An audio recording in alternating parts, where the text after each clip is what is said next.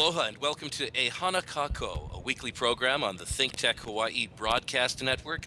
I'm Keli'i Akina, president of the Grassroots Institute, wishing you well all the way from Nevada, where we're at an economists convention.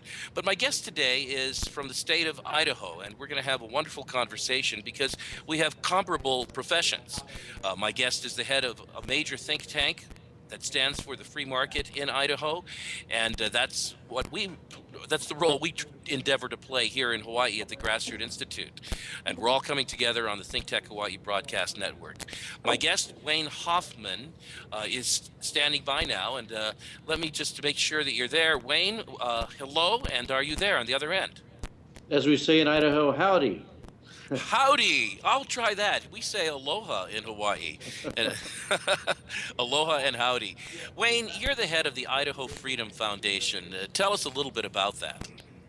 Well, we've been in existence for 5 years. We're the free market think tank here in the state, and Idaho is kind of an interesting state in that it is a Republican-dominated state. In fact, 80% of the legislature is Republican, which is, I believe, the exact inverse of what's happened in Hawaii. And yet, despite that, the state is somewhat reluctant, and I would say, unfortunately, reluctant to embrace free market public policy. So we try to present free market ideas in a variety of different ways. Of course, we do a lot of research, so just as you do. We also have a news outlet which strives to present other types of news and information beyond what you see in the typical legacy news media. We talk about public programs, we talk about entitlements, we talk about programs that work, government waste, and so we do a lot, and of course we do a lot of government transparency and just kind of kicking the tires of agencies and seeing what's in there. Well, Wayne, that's an interesting comment you make about how politically our states are inverse, or you might say complementary, yours being a largely Republican state, ours being a largely Democrat state. And one of the things I just want to point out to our viewers is that those of us who do public policy think tanks are nonpartisan, actually. So we actually have similar tasks regardless of what the landscape happens to be. But I want to go back to your comment that you are a leading free market think tank. Wayne, do you ever get asked what in the world is a free market think tank and what do you do there? Maybe you can tell our viewers a bit. Oh, get asked that all the time. Basically it comes down to educating policymakers about what free market public policies are and presenting ideas in a way that's meaningful and robust and hopefully informative, with a design on restoring liberty in our state and then improving the lives of people who are impacted by those public policies. Sure. In fact, what does the term free market mean when you share that with people in Idaho? Oh, sure. That I appreciate you asking. Basically means that the marketplace, the place where people interact with the economy, should be allowed to operate without intervention from policymakers. So, for example, if I'm, somebody who makes bread, I should be allowed to open up my store, conduct business, and meet and greet customers and sell my product with very little government intervention. The highly regulated environment is one in which, I have this neat idea to open up a bread store, and the government comes along and says, well, you need to work with 7 or 8 different agencies before you can open up. You have to talk to the healthcare people, the planning and zoning people, right, the licensing people. And then on top of that, somebody will come along and says, well, you want to sell a loaf of bread for $3 a loaf. That's too much. You should really sell it for $1.50. And then on top of that, we need you to collect taxes from people who might do business with you. We need to, have inspectors come in and check how you're making the bread. We need to have, people come in and certify the people who are working for you and all that kind of stuff. And to the degree possible, and I understand there are some nuances that make this very difficult to happen, but, a person should be able to come to the marketplace with an idea, interact with their customers, and have very, very little interaction with the government. That's the basis for what we're aiming for. All right. but everybody knows that that's not always how that works. Well, what's quite interesting is that when you went down the litany of ways in which the market is not free in Idaho, for a moment I thought you were talking about Hawaii. In fact, you even left out the fact that you can't just pay someone what they're willing to work. You have to pay them what the government tells you that they're needing to be paid. Now, this is interesting because sometimes people make a direct correlation between the political party and whether free market practices exist.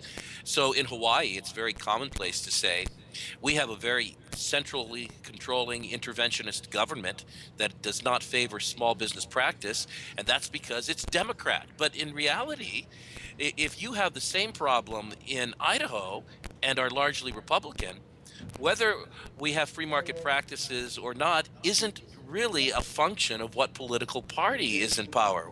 What do you say to that, Wayne? Oh, I agree wholeheartedly. When we started Idaho Freedom Foundation in 2009, I had people say to me, "Oh, well, you're going to be promoting free market ideas and limited government, more generally speaking, and low taxes and all that kind of stuff. In a state that's dominated by Republicans, you're going to have such an easy job. And in fact, there's going to be very, very little for you to do because everything's so wonderful already." And that's not been our experience. There's been a lot of things that are very difficult. And in fact, I'll just give you a handful of examples. In our last legislative session, there was proposed $30 million in tax cuts carved out a variety of different ways, eliminating some personal property tax, eliminating or lowering income taxes, getting rid of certain kinds of sales taxes. I mean, there are a variety of different combinations and tactics intended to just simply lower the tax burden on Idahoans, and none of that was able to make it through our legislature.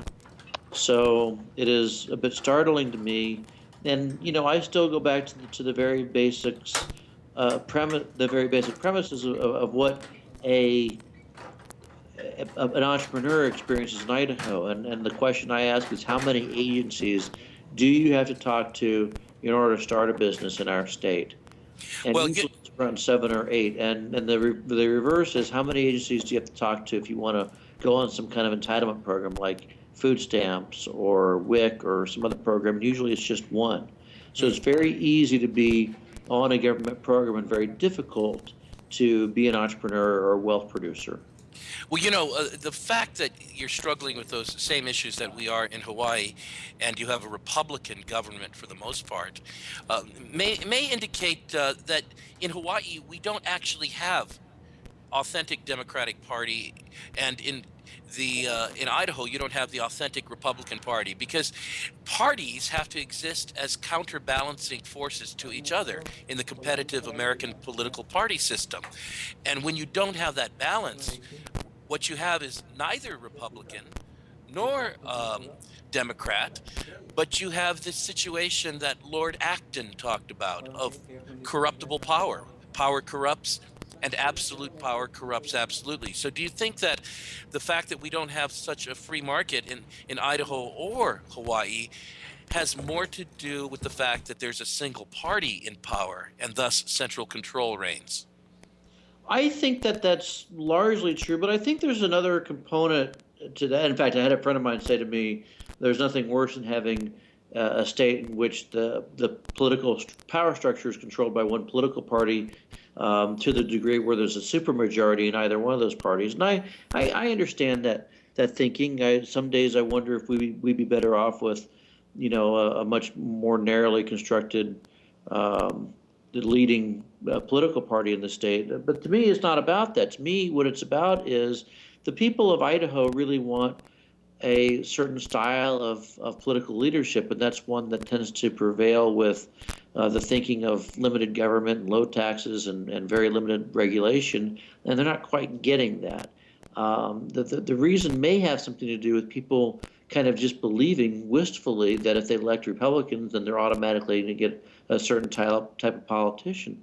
And I like to use anecdotes a lot. I remember about 3 years ago, we were working on a bill, actually trying to stop a bill that was going to regulate tanning salons in Idaho, and the regulation basically was that if you're under the age of, I think it was 16 or 18, then Right.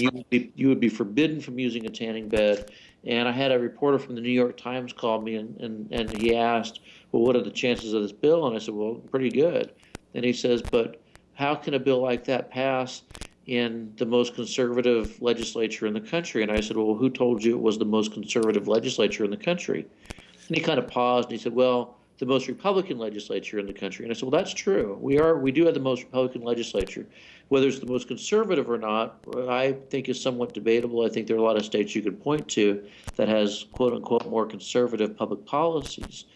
And so to get to your comment, the issue has to do with people believing that just because they're Republican, they're somehow automatically conservative, and I don't think that's true at all. Well, you put that well, and what's interesting is that the last example you alluded to is one that hit our legislature this term, and that is tanning salons and regulating the use of them by young people. We're going to take a quick break now. My guest is Wayne Hoffman, the president of the Idaho Freedom Foundation, another think tank in the 50 states of think tanks throughout the country. We're going to talk a little bit about that network when we come back from this break. I'm Keli'i Akina with the Grassroots Institute, and you're watching the ThinkTech Hawaii broadcast network, going out across the entire world through the internet and being broadcast in television here in Hawaii later this week, and always available online at www.thinktechhawaii.com. We'll be right back after this short break. Aloha, I'm Jay Fidel. This is ThinkTech Hawaii, broadcasting live from the Pioneer Plaza in downtown Honolulu. We raise public awareness about tech, energy, and globalism in Hawaii. Technology is critical to our state. A vibrant tech sector will give us new prospects in the global marketplace and will offer great careers and make our economy more resilient.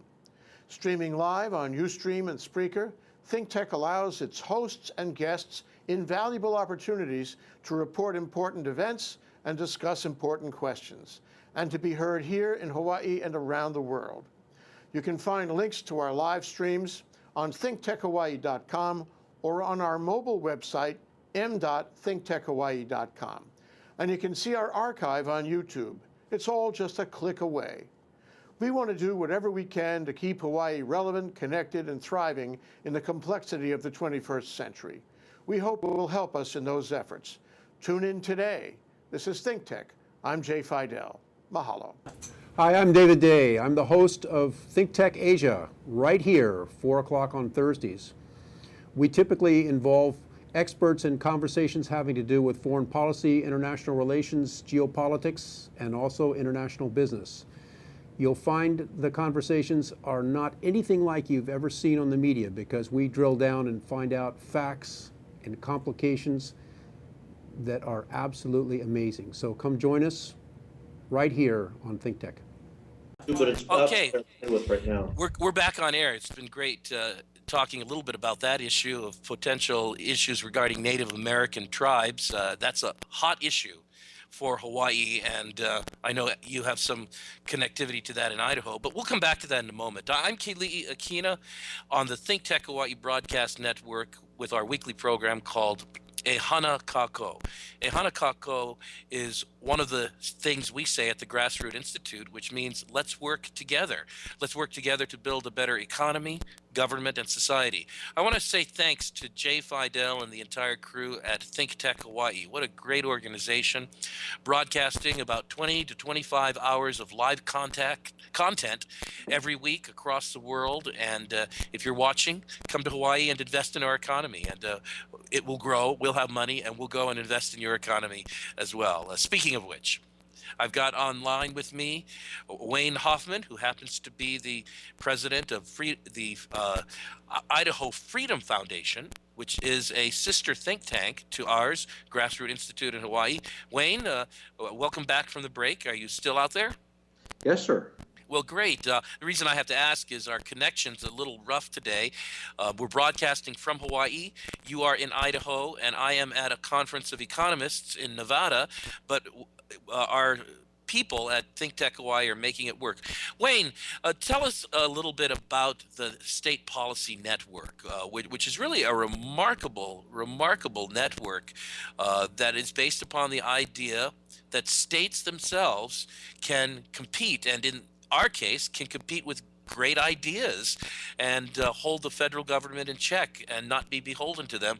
Tell our viewers a little bit about State Policy Network and how our think tanks relate to them.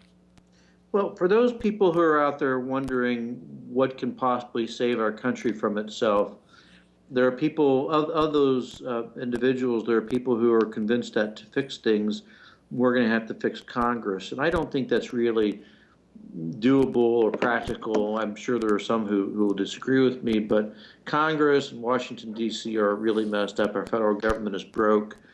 Really, the answer comes from our individual states to engage and find solutions and to grow spines and develop those public policies that really improve people's lives. So there are a number of think tanks across the country. There's at least one in every state, sometimes more than one in every state. And those organizations are working to promote those values of limited government and the possibility of people being able to generate economic prosperity and opportunity from within their towns and inside their states, and to kind of pull all that together, there's actually a national organization called the State Policy Network. You don't generally read about the State Policy Network in the newspapers, but it's an organization that helps facilitate the transit of really good ideas from one state to the other. So, an organization like mine, Idaho Freedom Foundation, might hear about some innovative public policy that's being contemplated or implemented in Hawaii. And so with the State Policy Network connects those two think tank institutes. The Idaho Freedom Foundation is now talking to the Grassroots Institute in Hawaii. And those two groups might say, gosh, if only there's an organization in Kentucky where this might be useful, so that SPN will help us connect with the Bluegrass Institute in Kentucky, That's right. on and on. And so it's really neat. And I mean, there have been many occasions in which we've sought out or somebody has sought from us help with public policies. I mean, it's interesting because, it might be something as big as the concept of expanding Medicaid or stopping state insurance exchanges from taking foot, or even repealing an 80-year-old law that's been on the books in my state as well as some other state. And we all help each other with that, all with the same end goal in mind, which is improving the economic outlook for people who might feel as if they have some kind of limitation on their upward mobility. It's a really cool thing. And That's right. We've been able to do some really great things to help people and make them see a brighter economic future. One of the things that takes place between the State Policy Network think tanks, which are totally independent of each other and don't get any kind of marching orders from the top, one of the things that takes place is that we see the same problems in different settings. And we're able to see which states have solutions and which states don't. For example, recently, before the Affordable Care Act was rolled out, Hawaii had achieved a 96% total population coverage with health insurance through private and public partnerships without a federally driven program and without the current model of state healthcare exchanges. There were other states that had achieved similar but not so high results.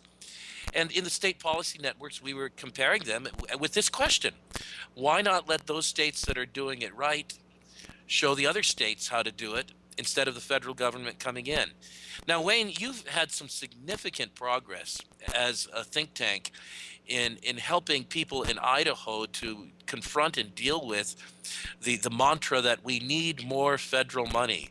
We need to appeal to the federal government in order to build our economy, run our institutions, and so forth. And I was intrigued by some of the things I heard you say at a dinner that we recently attended in Louisiana. In Hawaii, it's very similar. We are constantly appealing as a solution to our economic problems and needs for funding to federal funding. What's wrong with that, and what have you done in Idaho about that? The problem is that, well, there are a lot of problems, but in short, we are so dependent on a source of revenue, the volatility of which is compounding every day. We all know there's no money in the Treasury in Washington, D.C. They're borrowing 40 cents on every dollar.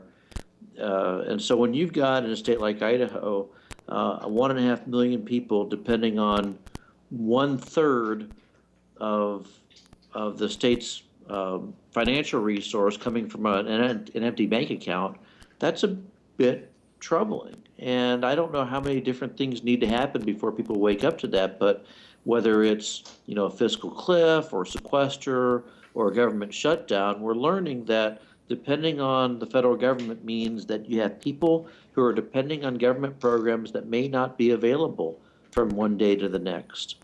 So, what we've been doing is we said, look, you don't need legislators, you don't even know how much is it really going into that. You kind of know a round dollar amount. You know that, $2.5 billion in Idaho comes from the federal government, but you don't know which programs are funded with that money, how many people are depending on it. You don't even know how many employees are drawing a paycheck from the federal government. So there could be people who are working today who are earning, $50,000 a year that wake up tomorrow and may not have a job or may not have half their income. They may be earning, half of what they're making today. So, we simply said, just get to the bottom of what it is we're funding, and then you can start making some decisions from there. If you can't see what's in the budget, you can't prepare for the possibility of another federal funding crisis, and you can't measure results, and you certainly can't act in the best interests of your constituents. That is the sum total of our message. It's very simple. We're not asking people to, be tax policy experts or learn and understand all the nuances of healthcare or insurance or Medicaid. We're just asking for lawmakers and the governor's office to do a better job recognizing that we're depending on a federal funding source that simply is on, hanging by a thread. Well, one of the problems with federal funding is that you not only get funding, but you also get directives as to how you need to structure your policy in a state, whether it's education or health or whatever it may be, in order to retain and obtain more of that funding. And so you, in many cases, have the tail wagging the dog and programs starting or policies being issued, even in the human services sector, that are at odds with what people in your state actually believe. Do you see that in Idaho? There's no question about it. The policy in Idaho has been, if you see a federal grant, get the federal grant. That's been the policy, and the federal grants usually come with some kind of directive. I mean, just by way of example, the Department of Environmental Quality is our department that handles, as you can imagine, water and air quality issues. And so they're supposed to regulate for air violations or water quality violations and so on. The department saw it and received a federal grant that had employees of the department going out and installing pollution control devices on school buses. And, we were looking for the policy that said, government agency, you should be going out and doing this, and there really wasn't one. There was no directive. There were no statutes dictating that. All it was they received a federal grant to go out and install these devices with dubious results, I might add, onto school buses, and that may be fine. It might be the right public policy. I don't know. That's not really what I'm debating here. What I'm suggesting is that simply saying, "Oh, there's a grant, let's go get it," is not a good solution. There's a reason why we elect people to make those decisions, and having a bureaucrat just sit around and look for whatever grant they could possibly get, and then go out and put it in place is just bad. Yeah. There's another really better example that I have, and that is in Idaho.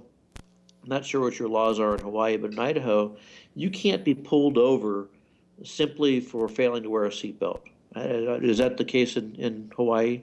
No, we have fairly strict seatbelt laws here in the state. Well, Idaho, if you're a police officer and you see somebody driving down the road, they're not wearing a seatbelt, you can't pull them over. Now, if they commit a moving violation of some kind, they're driving too fast or driving too slow, or they're recklessly driving or whatever, maybe you can obviously pull them over for that. Once you've pulled them over, then you can issue them a citation. Well, the way the bureaucracy gets around that law is it receives a federal grant. And the federal grant says, here's, I forget the dollar amount, let's say $20 million for seatbelt enforcement. So you have police officers who are sitting around simply looking for seatbelt violations, and then in order to pull people over, they concoct, a moving violation. So, there's a 2-inch piece of plastic missing from your rear brake light, so I'm going to pull you over because I saw that you weren't wearing a seatbelt. And so now the policy has been inverted from what policymakers originally intended. Well, when we come back from a very quick break, perhaps you can suggest some solutions that you may be putting forward in Idaho and solutions that we could possibly look to in Hawaii. This is Keli'i Akina with the Grassroots Institute on the ThinkTech Hawaii Broadcast Network. My guest today is Wayne Hoffman, who's with the Idaho Freedom Foundation, and we will be right back after this quick break. Don't go away. Hi, my name is Dr. Rafi. Every week, I'm right here at ThinkTech Hawaii, 3 p.m. on Mondays. My show is Boards' Bio Briefings. What do we do here? Well, we watch sperm swim. We see if they catch anybody. We check out the latest biosimilars. The kind that, what was his name? The guy with the bicycle? I guess we forgot his name, but he was taking EPO and other human growth factors. We'll be talking about human growth factors. You want to know where to get some? Maybe I'll tell. Anyway, you can catch me, as I said, every week right here, Monday, 3 p.m., ThinkTech Hawaii, Dr. Rafi. You can also find me on Twitter, BioInfoMedical. Or you can catch me on Facebook, Dr. Rafael Boritzer. I'll be happy to converse with you. Aloha. Welcome back to E Hana Kako on the ThinkTech Hawaii Broadcast Network. My guest today is Wayne Hoffman, who happens to be head of the Idaho Freedom Foundation, a public policy think tank, a free market think tank in the state of Idaho. We've been comparing notes from my role as head of Grassroots Institute in Hawaii. Wayne, what are a couple of solutions that Idaho think tank has been working on that are contributing to lifting this ominous dependence upon federal funding or preventing states from actually being environments that nurture business and so forth? Are there one or two that you may be especially proud of? Yeah, well, first of all, as a friend of mine likes to say, a lot of people in Idaho don't know they have a rodent problem. It's like when you live in your house and you don't notice the mice on the walls until one day you notice a little mouse scampering around your kitchen or your living room or whatever. That's not just one mouse. There's several of them that you're unaware of. And so what we've been just trying to do is make people aware of what kinds of public policies they've got. Sure. Instead of simply saying, oh, we've got a Republican legislature, so it's conservative, we've actually figured out a way to measure the growth of government. And we've been very, very big on transmitting that information to people across the state.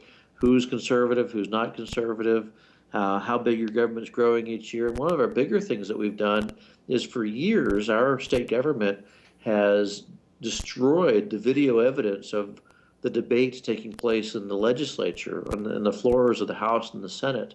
And in 2013, we said, enough of that.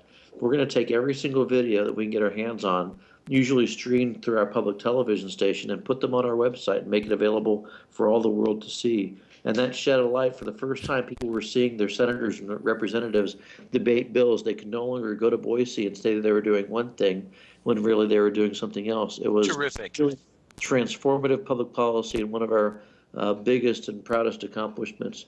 The other thing that we've been doing is we've been talking about alternatives to using federal programs to help people in their communities.